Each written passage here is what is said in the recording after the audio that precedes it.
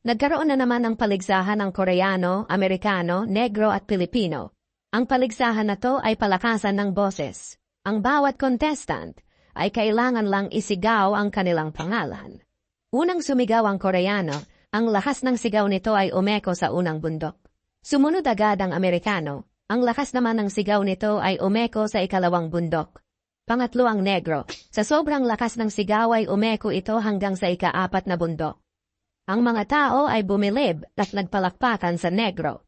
Ang di nila alam, kinausap na ng Pinoy ang kaibigan niyang si Juan na umakyat sa ikalimang bundok para magsilbing eko ng sigaw niya. Nung sumigaw na ang Pinoy, umeko si Juan sa ikalimang bundok. Ang mga tao ay nagulat, at ang Pinoy nga ang tinanghal na panalo. Dahil ang lahat ay bilib sa Pinoy, pinagsample pa nila ito. Pinasigaw pa nila ang Pinoy ng 1, 2, 3. Sumigaw naman ang Pinoy, One! At may umeko sa ikalimang bundok. Akit, akit, akit.